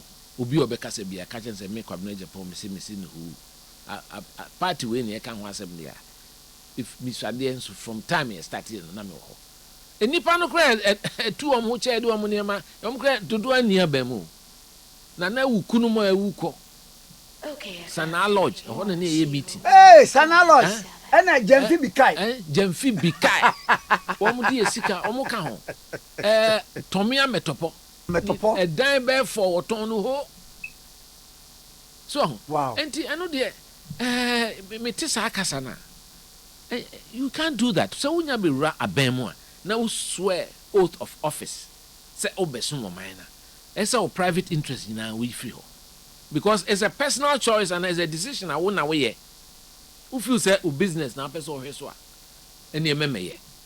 So if you say there's joy in serving the country, say we no wo anije bi wo ho a wo tu ho achede aso mo man no a. Ene wo business no. We you who free. And we make sure say baby a wo no. Business e wo line there umma emfa ho. Et say there meti energy fiance bi a ya me Rose Minister. Na me consulting firm. So na afena honkwa na omunye adwuma ho. There be make catch say madamfo monkopa adwuma wo building baby other places. Obey president abiyewi. Obey ne say. When say contractor wo emiahodo bebre no party for na onye contractor wonim kwa ho. Wrong. Oh sir. Very wrong. Ene say oba mu obi anya adwuma. David mama kan show say makasa asem we mesense sudua. Party politics and our governance. Ye ba enye cake na one wo party for abechiche di. Ma catch the party for me come obi ate so. Eye oman adwuma na ye beye. Wo be president a, unya MPP nkwa president o. No correct. Yes, CPP we obi anti adwumaden e da wani so obehyehe oman no ma obi a wani tokroma. Hwe me te hey. There's a company brofu bi na de buy. During my time as press secretary. Ena omo dua bananas. Omba ntokwasi Cote d'Ivoire. Ombe hu me castle. And I'm boa and omo started a small plantation. And almost say 12 kilometers long, golden exotics. Wow. Omo employ over close to 4,000 workers. Na say adentina yen as oman yentimi moa Ghana ni no onu bibiti sa. There be a beguno. Adentra. Me hu a na hame because sikana omo de ban I best starting. Yes, bank sika. Aden yes we ntimi encourage ye Ghanaians no. No omunya sa. Na emfa nipa agriculture ye ba bia. Ye ma ye ni koso na ye amfa anye kasa keke. Ene se ye de to nwom. Papa why are you? Aduane We want the impact on society.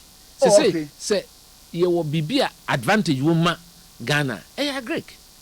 The workforce is already there. In the city obi ba betimi abedua banana plantation 12 kilometers.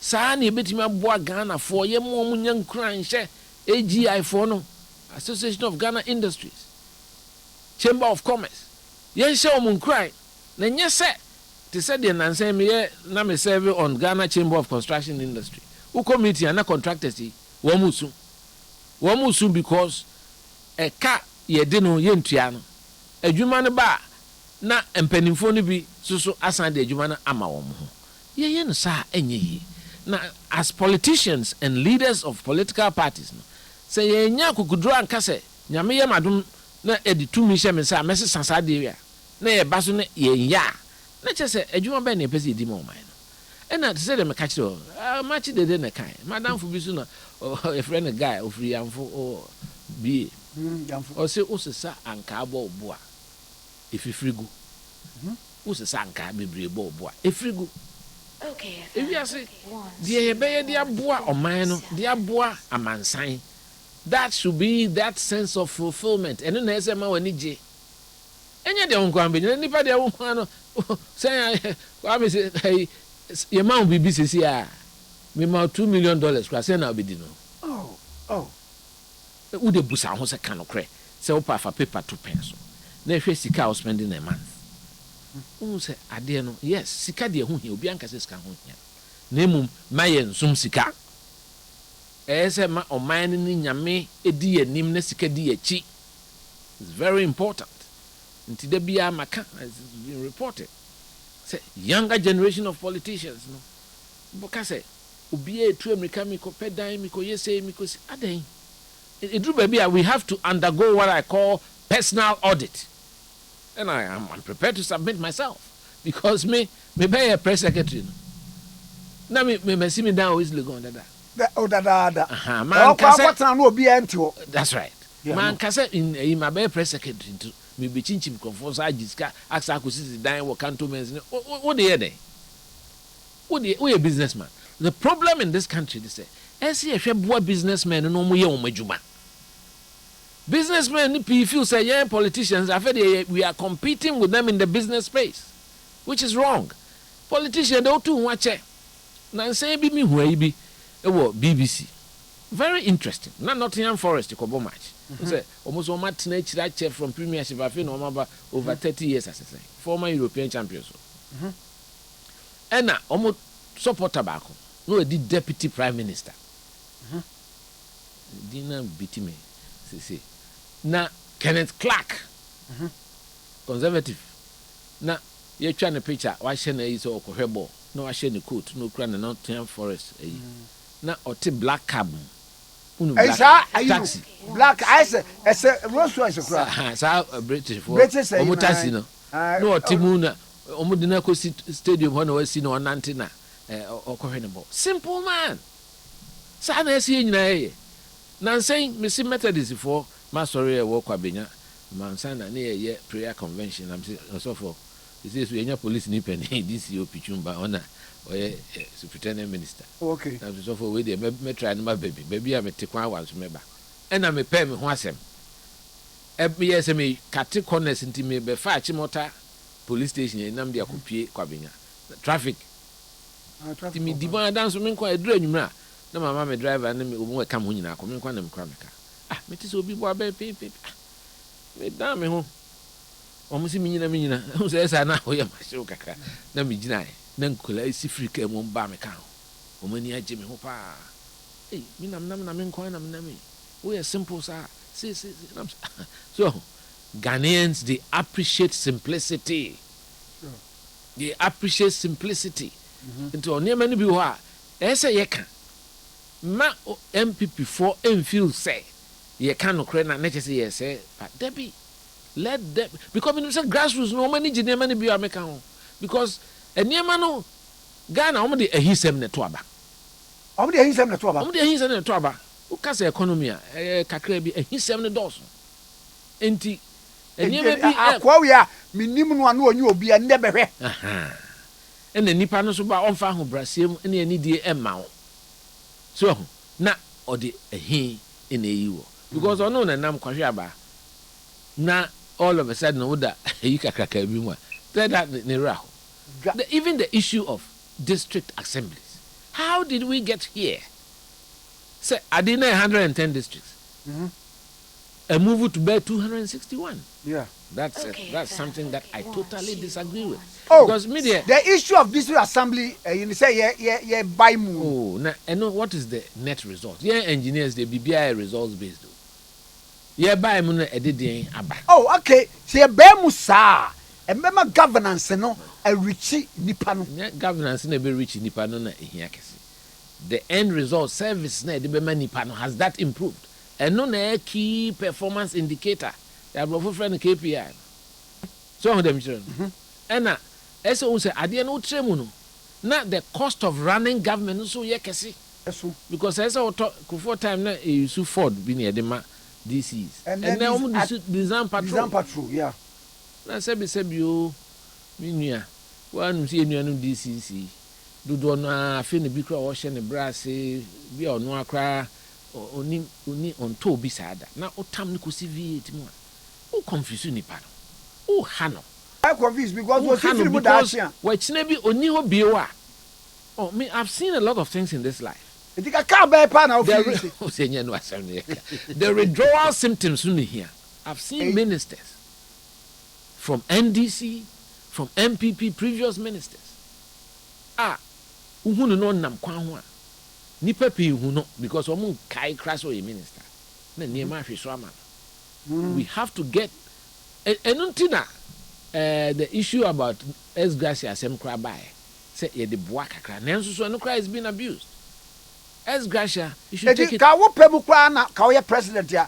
Sa 6 more riggings etiti ye nka emma. We dey 2. Western North. Oho no hwe ba bi asehwe wo.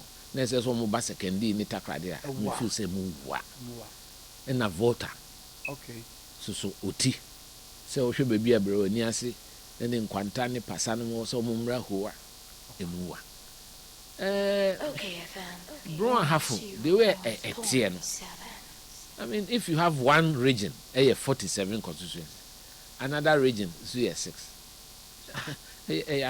but anyway I know that those are my personal views. And when I say that from the bottom of my heart, and I face no, you see, the cost of running government in America, say, instead of better 110 vehicles, say, we talk 261. No. Yes, in Niska. And the essay, we share with them according to the obey to me. And we have to learn to live within our means. Agencies be a while. Say, be able to say your deputy. 2 deputy directors eno me ade uba abere eno asem no de na make say me I believe in small government me say eno ne hear me okay na make say no because I am a member of the national executive ya na binum feel say oh ene ma sa na so enye so kana bontin but these are political issues. These are political issues and our views on political issues must be known. In fact, all the major candidates and Timmy Kramaka said there has to be a debate. But President Mayeti has said, "Adwuma no so." Yes, an American. The American say, "Obi o pese o ye mampani bia no. Ese ye hwe de da nani so adem." So they have to be tested on those things. Me maka de bia chero kakra. So far no, say the main candidates are Martin Mintis Obi can be on how they want to see this country governed. And it's very important to elevate the discourse to that. The issue about the number of ministers. I don't think a minister should have more than 1 deputy. The president has only 1 vice president. Where a general matter, and your NDC and MPP, is how we run the government. So that is my personal view. And so, these are some of the changes.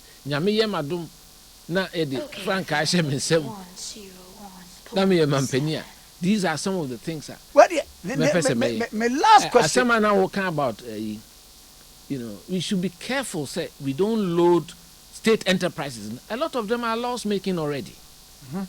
So, into me, I'm not a hammer. Say, oh yeah, point to be. I say, yeah, man, a car for.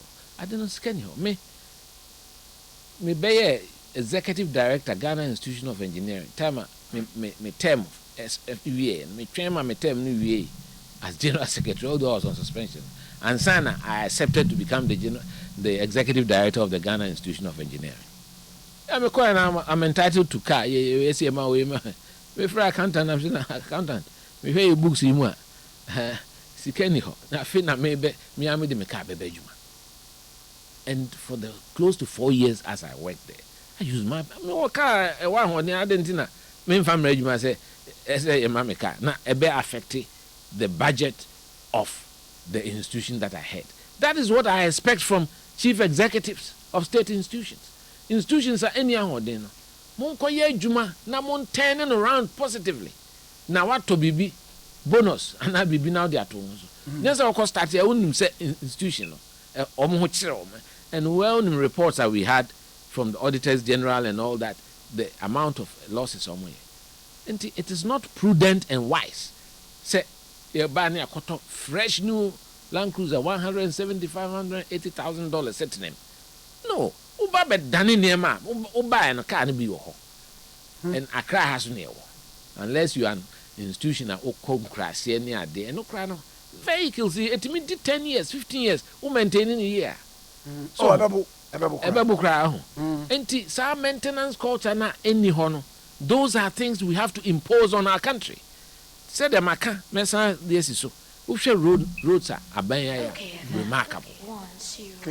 Just the amount of work that has been done, and I speak as a civil engineer with reasonable experience. So, they said the here say better task engineers no say maintenance program ben omo de tade energy. Because Ghana airport to me too 3 years na porto nisi. I mean, simple porto let's say a patch 3 solid years. Because UK say maintenance culture no ye juma. It has to be strengthened. Yeah. Even your ministries cry nyame animuni. who call ministries now call restrooms now. Ferry. Oh. We a minister. You should. That should be the place. So young way you and cost to be. So making sure that baby a public never easy or more. Ninya cleaners that will be on the record. They are marking 1 hour be cleaning way. Now IFFF. Simple little things that can change the country, and those things are possible. Yes, Kakasebia. Ayi, Kwabena Agyapong call Minister of Information. Oh, what's your pa? Canena. Mistakes nanye. But when there were 2 times, why you wait? See, na keep neat. So, and it's our culture. No, as a Sunday ba, me who say you see a lot of hospital infrastructure in the school. Good, but say that na ye wo no. Me the last time I me call Kolibu, me rewe. Oh, uko 37. Simple beer and say cleaning and forming. I mean, we have to be up and doing as a country. So, meanwhile, Mujis cow, and yet, idea be wha, and yet ding kese. So, and yet ding kese, and then yes, kese. And just the mindset, mentality, Arjunino and Maya, say a beshie said, there be I had said the way to, and yes, we say. Now, yenya say, or mine, the built environment is very poorly regulated. So, okay, because planning scheme be a baby, and yeni so baby, I had to say a high school, a high playground, a higher but on near Tony in an So, and these are things that we have to enforce, impose order and discipline. And I'm very passionate about that. Those are the kinds of changes that you need to implement as president to change the mindset of the Ghanaian. Go school every Saturday. You be sure on Sakra on Saturday. When you Philip Addison, Musa, I am mate. Yes, none of the tower, you're white. Having a governor in a classmate. Now, you but Nasa. Look, as was an idea of athletics near. But anyway, when it can be a neatness, it may be what I said before the COVID. Kwabena Agyapong crowd chair na or the sanitizer. Why wouldn't you have penny, Sir John? And or the campaign here. Say, you. And tea, wait here. I was a man for him. Battery, your wife knows who. Oh, and run will be catch a man of cray. Aye. Oh, a wabruchi. A wabruchi. Oh, wait here. Yeah, some within the currency.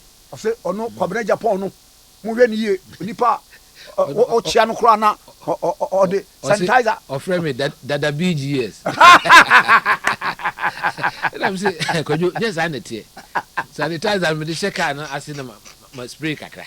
At the time I come with by and I'm a con fee. Oh, Aunt Biana of free meal. Oh, Timmy Con on you not saying. Now, so I said, now, the year campaign on and if we are seeing it will be a because na e nu bisi nanim sanitizers in the university ade a wo kai me ka da no se ne no na se bi oh enti e wi ase na yete no na me ka no e nyankopon dia okay we have to understand that enti the way you treat ye ho the way you fa ani nipa esi akan e very important. So, because in Nipa there, instead I'm kind, meet me who ministers be, me Modi. So, Kotuba Kolibu, no, oh, Mr. Omo no Mati no minister. But that one who knew to be them cast, oh, it's a minister. No, so the year, Namanino Crochet. And son of 14, so, and my ma Sebi positions in government. And I say, Adidie, idea Ghana for ye this say political appointees. Me them from enablers. Near Jijoso. Now Nam Kwambon so near Jijoso. You have to surround yourself with Nipa. Umbeti who and Makase opening. Baby and I'm so hot. Fancy kakra. Yin say no bokoko. Near bokoko. That is the duty of political parties to be checks and balances on their governments. Because the president or the government is a product of the party in a war abino. Until now, he has strong people to be chairman, the principal officer, and chairman and general secretary. Those are the principal officers. Na mami musa question we. Se nyame ye wadom na wo mo de tumi hye wo nsa. Na Ghana for ye wadom na bedi aban a appointment of ministers no me ade wo be any party le be ye ana wo be ndey. Of course. Say no there consultation bunya ni twi kan say wo be di ni wo be di nkomo. Nkita hodie very important. Okay. Because party for no there sometimes so omutimi ye mistake. Because especially with the appointment of DCs, we hear omo nimde understanding developing an area. So and so to baby an party say ye che to say the cha de keke. Say ade na say mo che. There be ye wo party for so omo sa nimde no ombetimi aye sa adwuma. Look, there was a time me can say we cry. That time na Anto na Ashanti regional chairman. FF Anto. Pedua. Me catch na me press secretary. Na me Anto. Ashanti regional tia anye bia cry. Ase cry no ye 42, 43, 44 MPs there. Te bia ye benya. Nti bia as a political party, ye nya the conservatives na ye.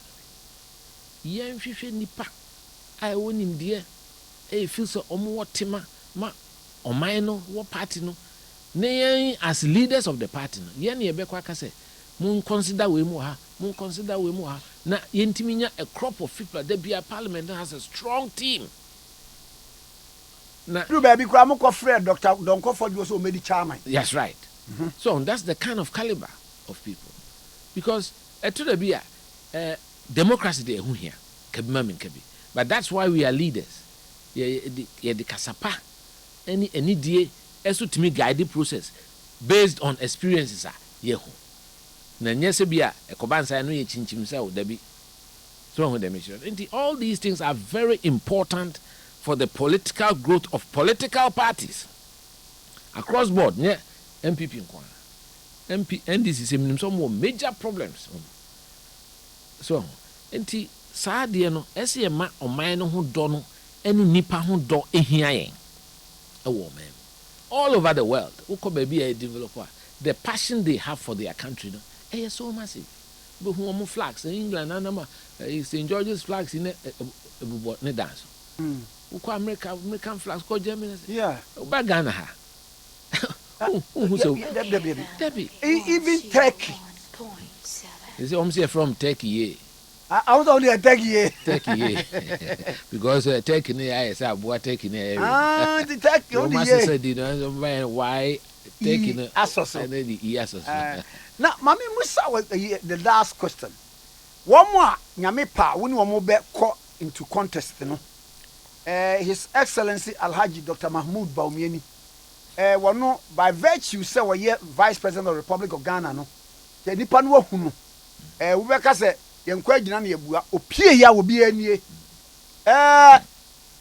alankwadwo kire maten ne baas na lodu efiri edweso eba patase edweso patase na walewale so de na lodu etu be kase is the time ripe enough for you eno we say anyi ya no we nam ko yi ya no a eno susu na o ma capture no baby we de enyi ya no yi ripe na o kase ripe say say age and say a and say role in party and because and I'm coca so say me a penny sim baumia many sim and you can say the type is ripe so all foods or no a rifle or no there so just a media me many say no 1 year say in an attempt to breaking the aim the American say me coca say about which on the headline they are two Kwabena Agyapong is older than so but untie asem kra ubusa me ntia me kan say I know they minim no say politics it doesn't matter whether the age or any here they hear and say ye ma obia akwanya ye bie kwan na party no kase ye wo kwan ye betimi akọ regions no na ye ani die normally in our time the practice was o pese o ye candidate na pese o regional o throw letter to the regional chairman no a copy general secretary na nta o matimi monitor baby empese be too many candidates because akọ hia prekon e region bim so am dem chiro no there are 16 regions now do throw now the itinerary me ko ha me share we mu ha so be ko each constituency so be gather wo mo and you depending on your own ground operations. Now they are called to chairman. Na chairman no so no wahwe no accept ansa na wako to wo kra regional executives na so mo tu nipa ba ko no kan wo convoy ne ho nti wo kwa ensem wo a wo kan nyina or report or ba report back to the regional executive. This is what I say. Who did Dinkrofo attempt ni nema emfata? Then you have to be called and spoken to.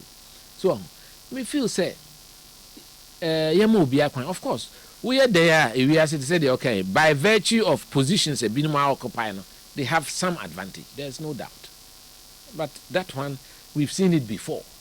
That advantage hasn't worked to people's advantage. Ebiesida. Enti enyanwa. Enti yenyan start ye. Make them feel say it's a clean field.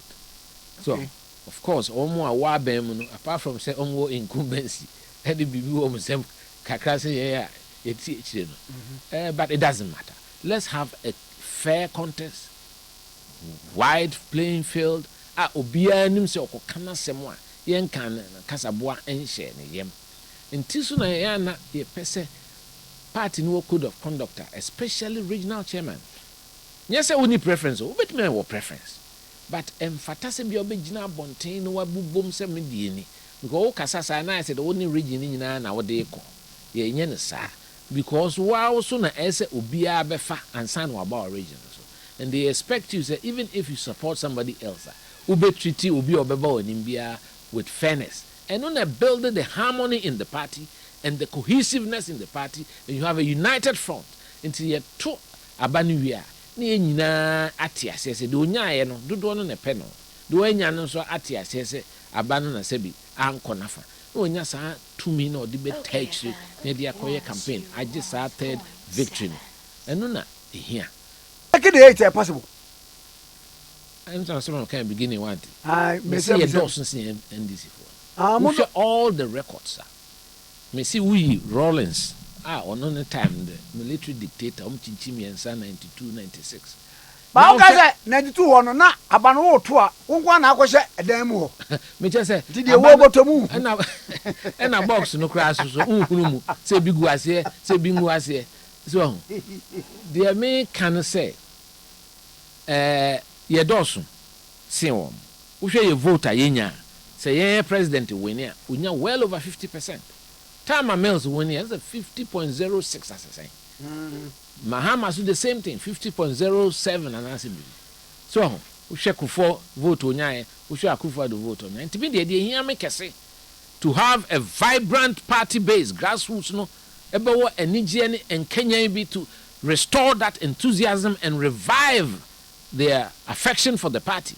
Na anko yese mibuefu menkoto and I say yetimi nya enunkoa and that will happen say yenya very successful primary process obi ati asese ye nchinchim obi ansa ye de ade no level playing field ena asumasi ena party no echusun eba no sa ye nyina botwi na edi akire na eba se me say MPP is strong na ye nyina e wo form no especially the grassroots ombeba refie mai akasa menim say definitely ye BT NDC in 2024 nti ni nyina agina yen ayen so kasa enidie edo nkabomu. That is what we require as a political party now, because Ghana here MPP who share a history of this country.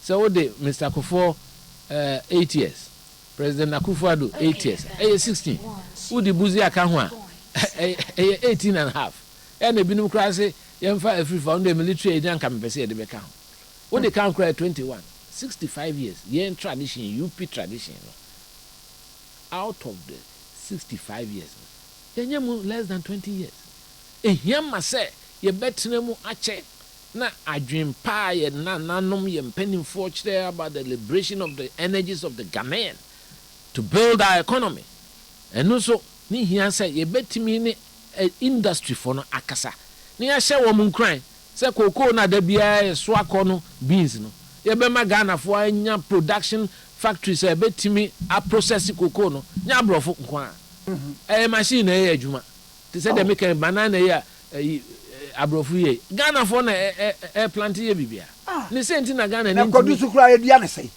kwadu edua ne sei so enti esa ye focus ene ye energy na esa ye direct at supporting Ghanaian business, supporting the industry. Na ye mo feel say I say politicians rather want to be richer than businessmen. And there's a statement that says that any country politics are more lucrative than business, no, that country never develops. I've seen that quotation. I've forgotten who made it, but it's a very useful quotation. Any country that politics becomes more lucrative than doing business, no, it does not develop. Any country, yes, that politics becomes more lucrative than doing business does not develop. Medase. So medase. Eno na mdichwa to. Medase. Medase pa. Tikese. Engineer Kwabena Agyapong, former general secretary of the New Patriotic Party, and was I a former press secretary, Edma President Kufo, and I and editing Komono, and Komono Edoso, Yabetuasu Edidi. Na Koswati, Minini Kocha photo. Aba, Yafebe Radiakwa was sang Kwam Committee, I'm a president of the land. We produce Openi Kwame Osu Adiomi, Ofijoso Kwaso, Okokumase high, Nyakumasi low. And woman of faith, Abigail Ashley, Ashley Oko Winnisek. Aha, one day, guest Griffith. No, a dining hall prefect. Aha, Adrianima, one no. What was the ampa? Media tunes where we or money yampa, Yanko. Happy birthday to my sweet daughter Salma. God bless you abundantly. PSA, we love you. If a woman me aga baby.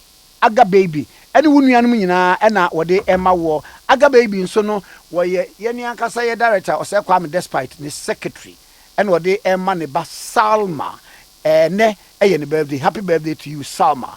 Happy birthday to Inkunim Abronoma Ampofo aye wo nsawam ene eye wawoda o papa Nana Ampofo aye a wo FDA Eastern Regional PRO na wode ema wo Yamamu nyina moniti a waje anya ado ya sori so ye wo nyame pa ochina na nkomo ewo ho medamasi.